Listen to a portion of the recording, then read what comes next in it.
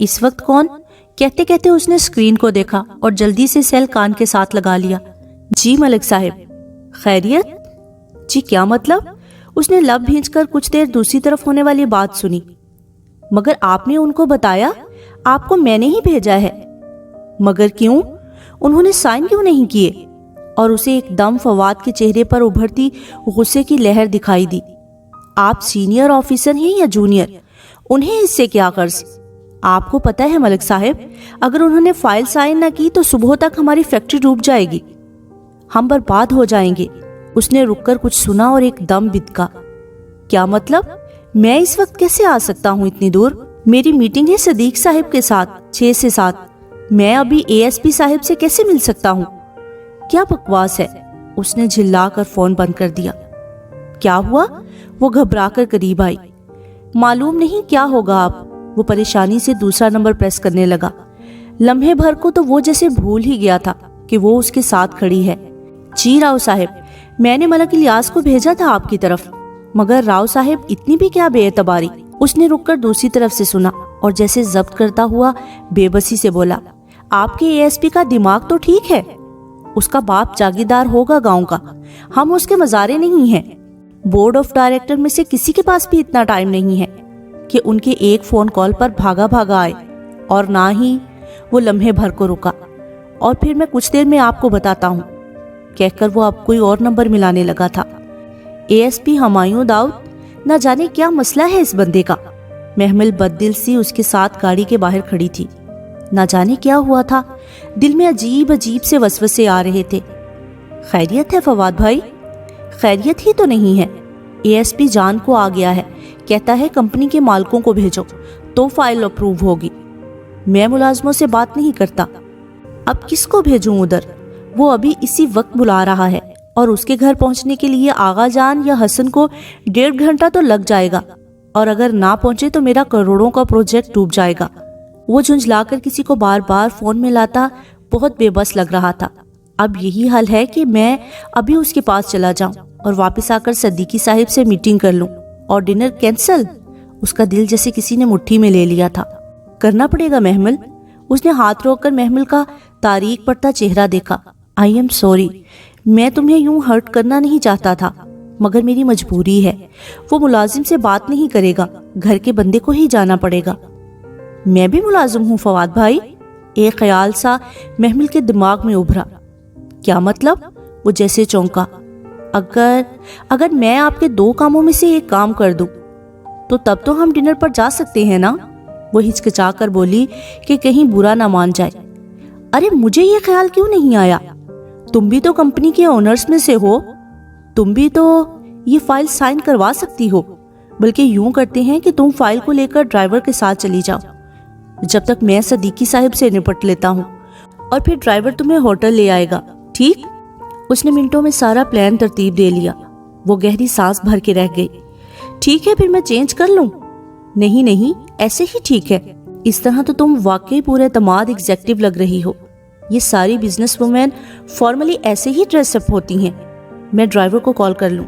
وہ مطمئن تھا، مگر محمل کو قدرے عجیب لگ رہا تھا۔ وہ اتنی قیمتی اور جھلملاتی ساڑی میں کسی فنکشن کے لیے تیار ہوئی لگ رہی تھی، کسی آفیشیل معاملے کے لیے موزوں نہیں۔ لیکن اگر فواد کہہ رہا ہے تو ٹھیک ہی کہہ رہا ہوگا۔ سارا راستہ وہ پچھلی سیٹ سے سر ٹکائے آنکھیں بند کیے ہیرے کی انگوٹھی کے متعلق سوچتی رہی، جو فواد نے یقیناً اس کے لیے لے لی ہوگی، اور جب وہ تائی اماں کے سامنے کھڑا محمل سے شادی کا کہہ رہا ہوگا تب تو گھر میں سچی میں طوفان آ جائے گا۔ مگر اچھا ہے، ایسا ایک طوفان ان فیرونوں کو لرزانے کے لیے آنا چاہیے۔ وہ پرسکون، پر اعتماد اور مطمئن تھی۔ گاڑی طویل ڈرائی وے عبور کر کے پورچ میں داخل ہوئی تو وہ ایک پرستائش نگاہ خوبصورت سے لان پر ڈال کر گاڑی سے اتری۔ مین ڈور پر جیسے ایک سوٹڈ بوٹڈ ادھیڑ عمر شخص جیسے اس کا منتظر کھڑا تھا۔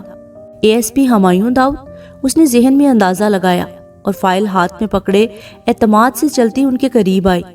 میں آغا گروپ آف انڈسٹریز سے۔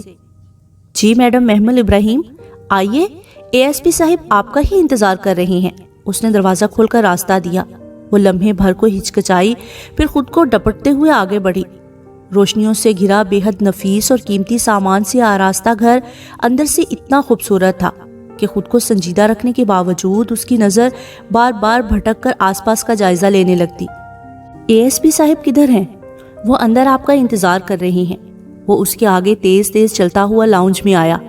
سر یہ پہنچ گئی ہیں۔ اس نے لاؤنج میں قدم رکھا تو ایک شخص کو اپنی طرف متوجہ پایا۔ وہ ٹانگ پہ ٹانگ رکھے صوفے پہ بیٹھا تھا۔ تھوڑی تھوڑی سی شیو بڑھی ہوئی تھی اور بال ماتھے پر بکھرے ہوئے تھے۔ بلیک کوٹ میں ملبوس، جس کے اندر سفید شرٹ کے اوپر والے 2 بٹن کھلے تھے، ایک ہاتھ میں اورنج جوس سے بھرا وائن گلاس لیے وہ اسے غور سے دیکھ رہا تھا۔ ایک لمحے کو تو محمل کے قدم ڈگمگائے۔ اس کا پالا تو ابھی تک بس گھر کے لڑکوں سے پڑا تھا۔ فواد اور حسن خوش شکل تھے، کچھ دولت کی چمک دمک سے بھی سٹائلش لگتے تھے۔ باقی اس کے چچاؤں میں سے کوئی بھی متاثر کن شخصیت کا مالک نہیں تھا جتنا صوفے پر بیٹھا وہ مغرور سا دکھنے والا شخص تھا۔ ہینڈسم، بے حد ہینڈسم۔ اتنا وجیح مرد اس نے پہلی بار دیکھا تھا۔ وہ نہ چاہتے ہوئے بھی مرعوب ہو گئی۔ وہ خاموشی سے اسے بغور چانچتی نگاہوں سے دیکھتا رہا، یہاں تک کہ وہ آ کر سیدھی سامنے والے صوفے پر بیٹھی اور فائل میز پر رکھ دی۔ یہ فائل اپروو کروانی تھی ASP صاحب؟ وہ ٹانگ پر ٹانگ رکھے اس کے مقابل بیٹھی خاصے اعتماد سے بولی تو وہ ذرا سا مسکرایا اور پاس کھڑے سوٹڈ بوٹڈ شخص کی طرف دیکھا۔ ان کو آغا فواد کریم نے ہی بھیجا ہے راؤ صاحب، مسکرا کر کہتے اس نے جوس کا گلاس لبوں سے لگایا۔ محمل نے چونک کر راؤ کو دیکھا، وہ بھی مسکرا دیا تھا ان دونوں کی معنی خیز مسکراہٹ میں کہ دور اس کے ذہن میں خطرے کا الارم بجا۔ تو آپ فائل اپروو کروانے آئی ہیں؟ وہ استہزائیہ مسکراتی نگاہوں سے کہہ رہا تھا۔ محمل کو الجھن ہونے لگی۔ جی، یہ آغا انڈسٹریز کی فائل ہے۔ اور آپ کی اپنی فائل وہ کہاں ہے؟ اس نے گلاس سائڈ پر رکھ کر جھک کر فائل اٹھائی۔ میری کون سی فائل؟ کچھ تو تھا جو اسے کہیں غلط لگ رہا تھا، کہیں کچھ بہت غلط لگ رہا تھا۔ آپ جائیں راؤ صاحب۔ اس نے فائل کے صفحے پلٹا کر ایک سرسری سی نظر ڈالی اور پھر فائل اس کی طرف بڑھائی۔ محمل لینے کے لیے اٹھی مگر بہت تیزی سے راؤ صاحب نے آگے بڑھ کر فائل تھامی اور جا کر آغا فواد کے ڈرائیور سے کہیں کہ فائل اپرووڈ ہے، صبح انہیں رسید مل جائے گی۔ بہتر سر۔ راؤ صاحب فائل لے کر پلٹے تو وہ اٹھ کھڑی ہوئی۔ مجھے دے دے، میں لے جاتی ہوں۔ وہ دونوں ایک دم چونکے تھے اور پھر رک کر ایک دوسرے کو دیکھا۔ ہمایوں نے اشارہ کیا تو راؤ صاحب مسکرا کر باہر نکل گئے۔ آپ بیٹھیے میڈم، ڈرائیور دے آئے گا۔ ایک دم ہی اس کے کانوں میں خطرے کی گھنٹی زور زور سے بجنے لگی۔ اسے لگا کہ وہ غلط وقت پر غلط جگہ اور غلط لوگوں میں آ گئی ہے۔ اسے وہاں نہیں آنا چاہیے تھا۔ نہیں، میں چلتی ہوں۔ وہ پلٹنے ہی لگی تھی کہ وہ تیزی سے اٹھا اور زور سے اس کا بازو پکڑ کر اپنی طرف گھمایا۔ اس کے لبوں سے چیخ نکلی، زیادہ اوور سمارٹ بننے کی ضرورت نہیں ہے، جو کہا جا رہا ہے ویسے ہی کرو۔ اس کے بازو کو اپنی آہنی گرفت میں لیے غرایا۔ لمحے بھر کو تو زمین آسمان محمل کی نگاہوں کے سامنے گھوم گیا تھا۔ چھوڑے مجھے۔ وہ سنبھل ہی نہیں پائی تھی کہ ہمایوں داؤد نے اس کے دونوں ہاتھوں کو پکڑ کر جھٹکے سے اسے اپنے سامنے کیا۔ زیادہ چالاکی دکھائی تو اپنے پیروں پر گھر نہیں جاؤ گی۔ مجھے چھوڑیں، مجھے گھر جانا ہے۔ محمل نے اسے دھکیلنا چاہا مگر اس کی گرفت بہت ہی مضبوط تھی۔ گھر جانا ہے؟ گھر ہی جانا تھا تو اتنا بناؤ سنگھار کس کے لیے کیا تھا؟ اس نے ہولے سے اس کی تھوڑی انگلی سے اوپر کی، دوسرے ہاتھ سے کوہنی اتنی مضبوطی سے پکڑی تھی کہ وہ ہل نہیں پائی اور گھبرا کر چہرہ پیچھے کیا۔ میں فنکشن پر جا رہی تھی، آپ مجھے غلط سمجھ رہی ہیں، میں ایسی لڑکی نہیں ہوں۔ آپ فواد بھائی سے میری بات کروائیں، انہیں بتائیں کہ میں… بھائی؟ وہ چونکا۔ آغا فواد تیرا بھائی ہے؟ جی، وہ میرے بھائی ہیں، آپ بے شک ان سے پوچھ لیں۔ مجھے یہاں نہیں آنا تھا، فواد بھائی کو خود آنا تھا، مگر ان کی میٹنگ تھی۔ وہ ایک دم رونے لگی تھی۔ آپ پلیز مجھے گھر جانے دیں، میں غلط لڑکی نہیں ہوں، میں ان کی بہن ہوں۔ جھوٹ بول رہی ہے۔ راؤ پیچھے آ کھڑا ہوا۔ اسی کو ادھر آنا تھا، 4 ہفتے پہلے تو ڈیل ہوئی تھی سر، اور اسی کے نام سے ہوئی تھی، کم عمر، خوبصورت اور انچھوئی۔ آغا خان نے کہا تھا یہ ہماری ڈیمانڈ پہ پوری اترتی ہے۔ راؤ کا لہجہ سپاٹ تھا۔ محمل ابراہیم نام ہے نا تمہارا؟ تم آغا کی بہن کیسے ہو سکتی ہو؟ وہ 3 کروڑ کے نفع کے لیے اپنی بہن کو 1 رات کے لیے نہیں بیچ سکتا۔ اس کے ارد گرد جیسے دھماکے ہو رہے تھے۔ اسے بہت زور کا چکر آیا تھا۔ وہ گرنے ہی لگی تھی کہ ہمایوں نے اس کی دوسری کوہنی سے پکڑ کر اسے کھڑا رکھا۔ اب سیدھی طرح بتاؤ، تم ہمیں بیوقوف بنا رہی ہو یا آغا نے تمہیں بیوقوف بنایا ہے؟ تم محمل ابراہیم ہو اور وہ فواد کریم، وہ تمہارا سگا بھائی ہے، اتنے عرصے سے لڑکیاں فراہم کر رہا ہے تو کبھی اپنی بہن کا سودا نہیں کیا۔ نہیں, اس نے بے یقینی میں نفی میں سر ہلایا. آپ جھوٹ بول رہے ہیں. فواد بھائی میرے ساتھ ایسا نہیں کر سکتے. آپ میری ان سے بات کروائیں. آپ خود سن لینا, وہ میرا ویٹ کر رہے ہیں. ہمیں ایک فنکشن پہ جانا تھا. عام انسان کی طرح محمل کو بھی ہلکی پھلکی جھوٹ کی عادت تو تھی ہی, اور اسی پرانی عادت کا کمال تھا کہ اس کے لبوں پہ خود بخود ڈنر کی جگہ فنکشن نکلا تھا. کہیں لاشعوری طور پر اسے احساس تھا کہ اگر فواد اور اپنے خاص ڈنر کا بتاتی تو وہ اسے بری لڑکی سمجھتا. راؤ صاحب, آغا فواد کو فون ملائیں. Right sir. راؤ موبائل پر نمبر ملانے لگا. اور سپیکر آن رکھیں, اس نے کہہ کر ایک گہری نظر محمل پر ڈالی جو بے قرار اور ہراساں سے کھڑی راؤ کے ہاتھ میں پکڑے فون کو دیکھ رہی تھی. جی راؤ صاحب. ایک دم کمرے میں فواد کی آواز گونجی. مال پہنچ گیا؟ پہنچ تو گیا ہے مگر پرزے آواز بہت دیتے ہیں. آپ بات کر لیں. اس نے فون آگے بڑھا کر محمل کے کان سے لگایا. ہیلو فواد بھائی. وہ رو پڑی تھی. فواد بھائی, یہ لوگ مجھے غلط سمجھ رہے ہیں. آپ پلیز ان کو بکواس مت کرو اور میری بات غور سے سنو. تمہیں وہ ڈائمنڈ چاہیے یا نہیں؟ چاہیے نا, تو جیسے اے ایس پی صاحب کہتے ہیں کرتی جاؤ. فواد بھائی, وہ حلق کے بل چلائی, یہ میرے ساتھ کچھ غلط کر دیں گے. وہ جو کرتے ہیں کرنے دو. ایک رات کی ہی تو بات ہے, اب زیادہ بک بک مت کرنا. صبح تمہیں ڈرائیور لینے آ جائے گا. ساتوں آسمان اس کے سر پر ٹوٹے تھے. وہ ساکت سی کھڑی رہ گئی. صرف ایک رات ہی کی تو بات ہے. اس کی آواز اس کے ذہن پر ہتھوڑے برسا رہی تھی. بس ایک ڈائمنڈ رنگ کا لارا دیا ہے اس نے تمہیں, اور تم تو کہتی ہو وہ تمہارا بھائی ہے. فون اس کے کان سے ہٹا کر بند کرتے ہوئے ہمایوں نے ایک طنزیہ مسکراہٹ کے ساتھ اسے دیکھا. وہ اسی طرح پتھر کا بت بنی کھڑی تھی. اس کا ذہن, دل, کان, آنکھیں سب بند ہو چکے تھے. راؤ صاحب, پتہ کروائیں یہ واقعی فواد کریم کی بہن ہے یا نہیں, اور اس کی بات میں کتنی سچائی ہے یہ تو ہم بعد میں خود معلوم کر لیں گے. شمس پر چل. اس نے زور سے آواز لگائی. اس کے ہاتھ پاؤں ٹھنڈے پڑنے لگے تھے. ساکت کھڑے وجود سے سہمی سہمی جان آہستہ آہستہ نکل رہی تھی. اس کی آنکھوں کے سامنے اندھیرے بادل چھانے لگے تھے. 2 گن مین دوڑتے ہوئے اندر آئے تھے. شمس, اسے اوپر والے کمرے میں بند کر دو اور دھیان کرنا بھاگ نہ جائے. بچل. اس سے پہلے کہ اس کا فکرہ مکمل ہوتا محمل چکرا کر گری, اور اگر اس نے اسے دونوں بازوں سے تھام نہ رکھا ہوتا تو وہ نیچے گر پڑتی. محمل, محمل. وہ اس کا چہرہ تھپ تھپا رہا تھا. اس کی آنکھیں بند ہوتی گئیں اور ذہن گہرے اندھیروں میں ڈوبتا چلا گیا. اس کی آنکھوں پہ کچھ نمی ڈالی گئی تھی. گیلے پن کا احساس تھا یا کچھ اور. اس نے ہڑبڑا کر آنکھیں کھولی. اٹھ جاؤ, بہت سو لیا. گلاس سائڈ ٹیبل پر رکھ کر سامنے کرسی پر جا بیٹھا تھا. چند لمحے تو وہ خالی خالی نظروں سے اسے دیکھتی رہی, اور جب آہستہ آہستہ ذہن بیدار ہوا تو وہ چونک کر سیدھی ہوئی. وہ بڑا سا پرتعیش بیڈ روم تھا. قیمتی صوفے, قالین اور بھاری خوبصورت پردے. وہ ایک بیڈ پر لیٹی تھی اور اس کے اوپر بیڈ کور ڈالا ہوا تھا. اسے یاد آیا کہ وہ اسے کسی کمرے میں بند کرنے کی بات کر رہا تھا جب وہ شاید بے ہوش ہو گئی تھی. اب وہ کدھر تھی اور اسے کتنی دیر بیت چکی تھی؟ گھر میں سب پریشان ہو رہے ہوں گے. وہ گھبرا کر قدرے سیدھی ہو کر بیٹھی. وہ ابھی تک اسی سیاہ جھلملاتی ساڑی میں ملبوس تھی اور بیوٹیشن کی لگائی ہوئی ساری پنیں ابھی تک ویسی کی ویسی کس کر لگی ہوئی تھی. میں کدھر ہوں؟ کیا وقت ہوا ہے؟ صبح ہو گئی.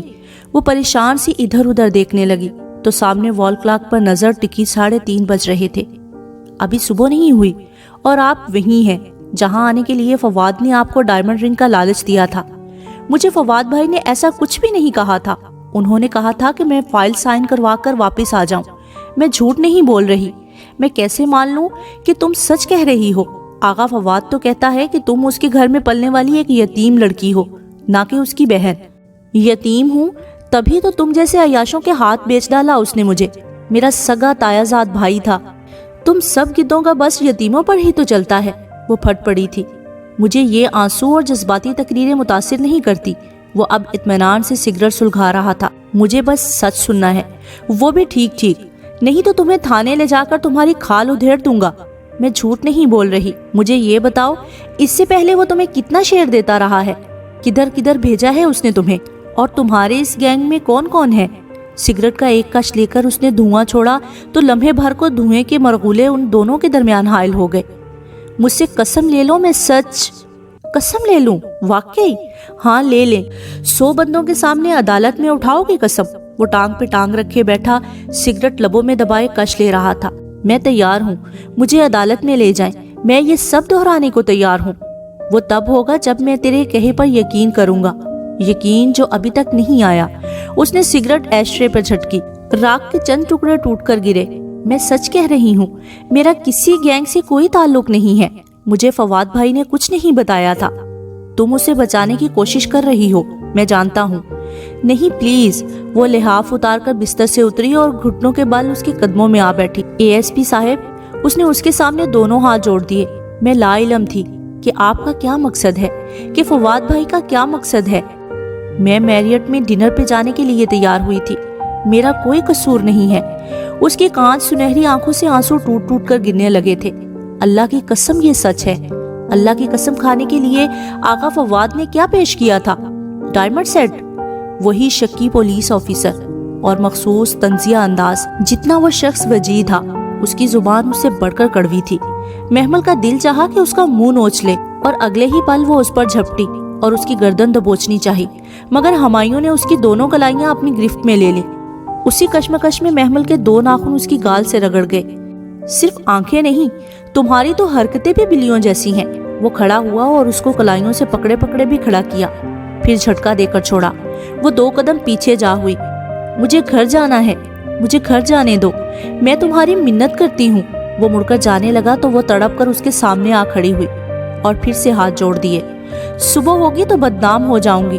میں نے کہا نا بی بی، مجھے یہ جذباتی تقریر متاثر نہیں کرتی۔ اس نے اپنے گال پر ہلکا سا ہاتھ پھیرا، پھر استہزائیہ مسکرایا، پھر کہا تم بہادر لڑکی ہو، میں تمہیں گھر جانے دوں گا، مگر ابھی نہیں، ابھی تم ادھر ہی رہو گی، کم از کم صبح تک۔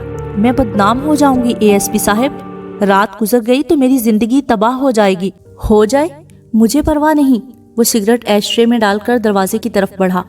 وہ ہاتھ جوڑے کھڑی رہ گئی اور وہ دروازہ باہر سے بند کر کے جا چکا تھا۔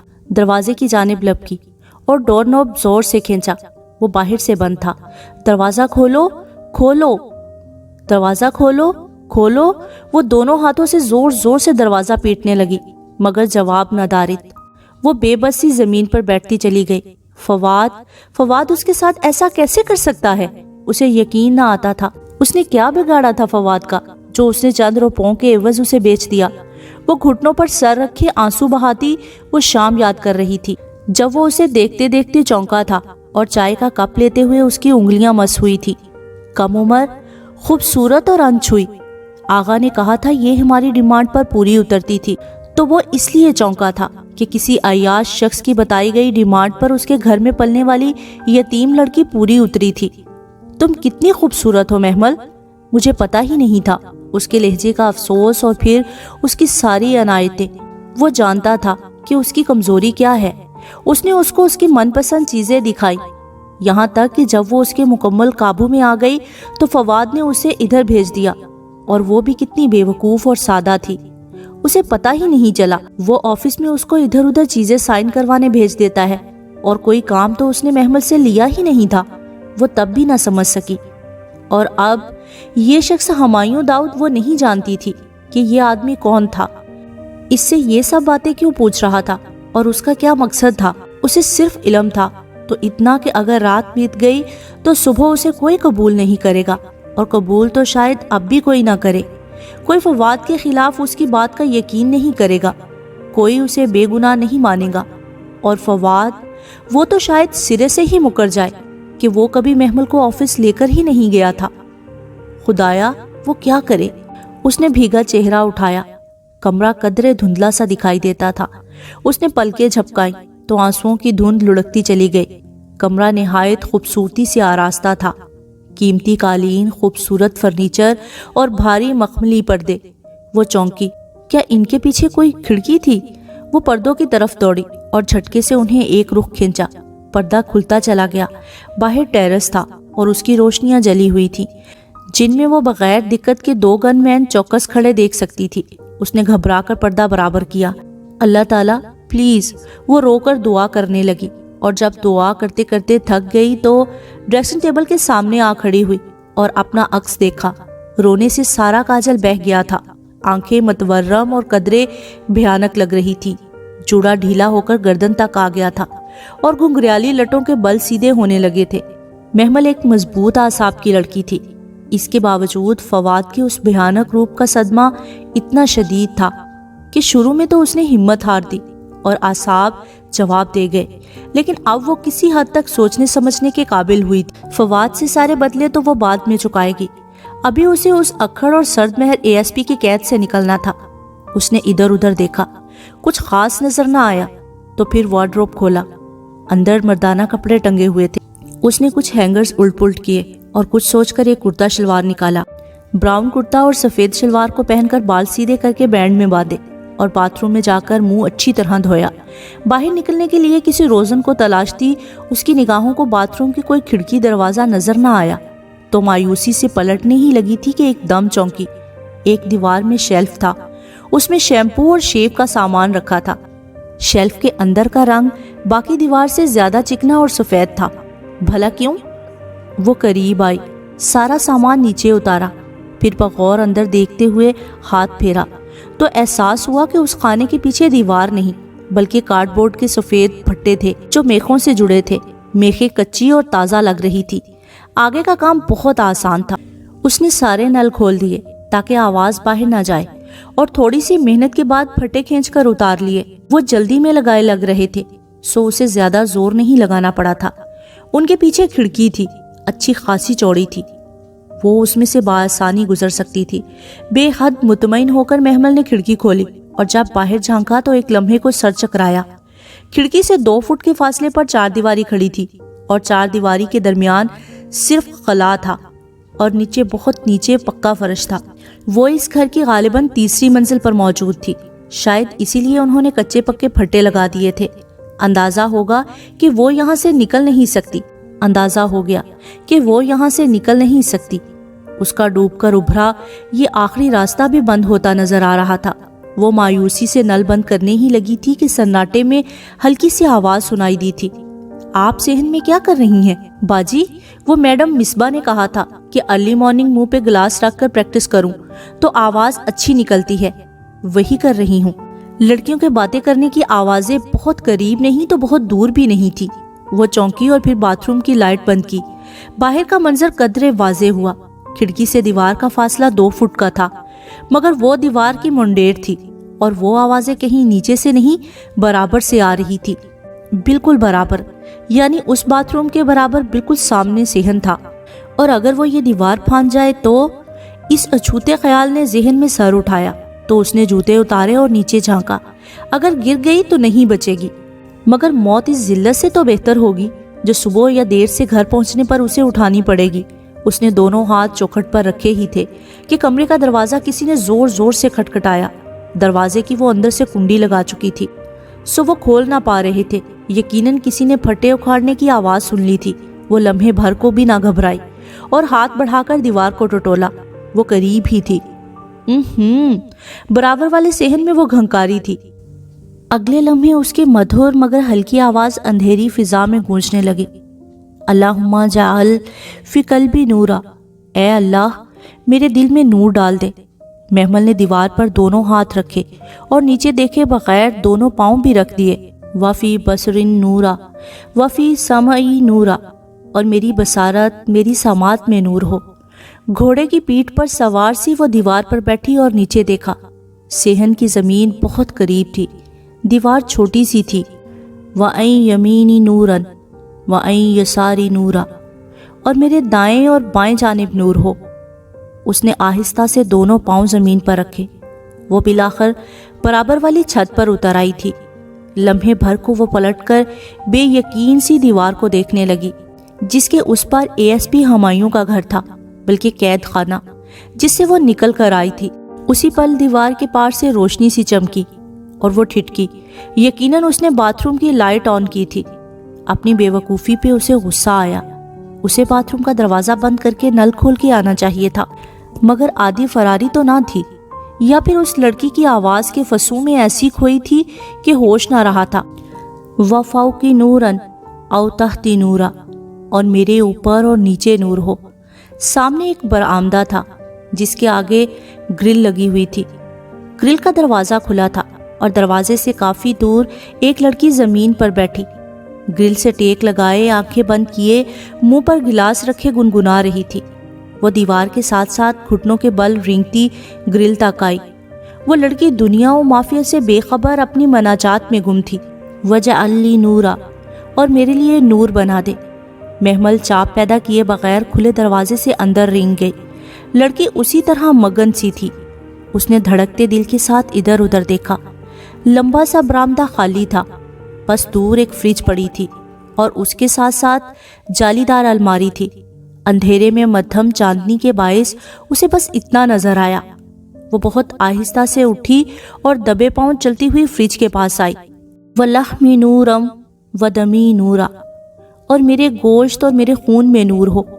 فریج اور الماری کے درمیان چھپنے کی جگہ تھی۔ وہ جھٹ ان کے درمیان آ بیٹھی، مگر سامنے ہی دروازہ تھا۔ وہ لڑکی واپس آتی تو سیدھی اس پر نظر پڑتی۔ نہیں، اسے یہاں چھپنے کی بجائے نیچے جانا چاہیے۔ وَشَعَارِ نُورًا وَبَشْرِي نُورًا، اور میرے بال اور کھال میں نور ہو۔ اندر جانے والا دروازہ بند تھا، اگر اسے کھولتی تو آواز باہر جاتی۔ وہ پریشان سی کھڑی ہوئی، تبھی جالی دار الماری کے دروازے کے ہینڈل سے کچھ لٹکا ہوا نظر آیا۔ اس نے جھپٹ کر وہ اتارا۔ وہ سیاہ جارجٹ کا لبادہ تھا۔ اس نے چاند کی روشنی میں آنکھیں پھاڑ پھاڑ کر دیکھنا چاہا۔ وَاجْعَلُوا فِي نَفْسِي نُورًا، اور میرے نفس میں نور ہو۔